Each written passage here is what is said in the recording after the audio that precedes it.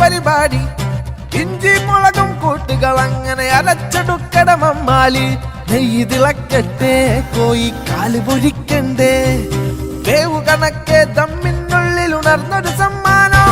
Biryani biryani Mecca biryani, ഇത് Malabar biryani. Biryani biryani Mecca biryani, ഇത് മലബാർ ബിരിയാണി.